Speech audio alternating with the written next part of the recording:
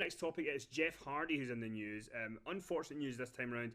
Jeff was at a live event over the weekend. I think he was at an event on Saturday night in Texas, and he headlined teaming with King Woods and Drew McIntyre. They faced the Bloodline, and in the match, he was said to have taken to the floor. He took a lot of punishment in the match from Roman Reigns, and then he ended up tagging out and kind of not coming back out. He ended up just kind of going away. And PW Insider said that he was not at the live event in Corpus Christi, Texas on Sunday, and that he had been sent home.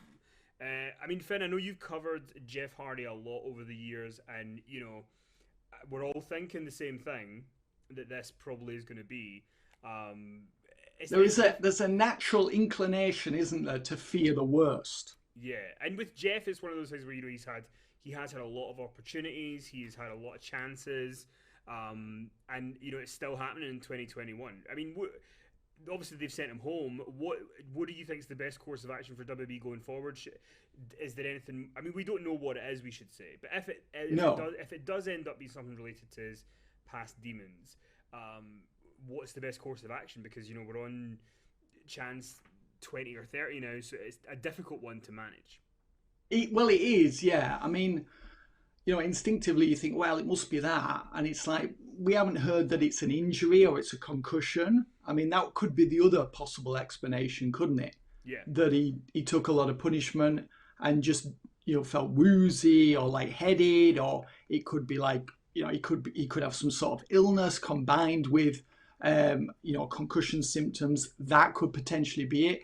That might seem naive, but I mean, I don't want to point the finger of blame until I know for sure that it is definitely, you know, alcohol related or something else related, you know, is a substance that he's put in his system, and, you know, he's impaired in some way. I don't want to suggest that, because obviously we don't know if that's the case, and hopefully that is not the case, because he's been through rehab, and he's tried very hard to cleanse his image over the years.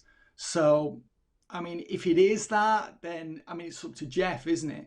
Jeff's got to want to seek support, seek help, seek treatment, whatever.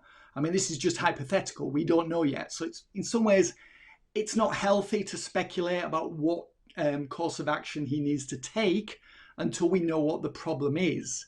And in many ways, it just sort of fuels the story that may be bogus, that may be not real, you know. So I don't know. I don't really know what else to say, Kenny. I would rather wait and see.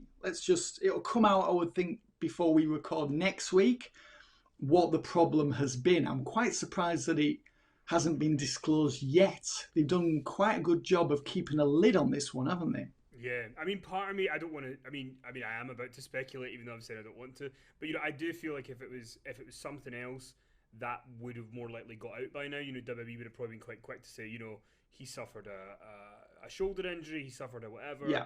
The fact that we're not hearing anything is more alarming in some ways. But, you know, hopefully Jeff gets whatever help he needs for whatever injury or situation is going on. And, you know, because we've talked about how Jeff would be great in a position with Roman Reigns on TV soon.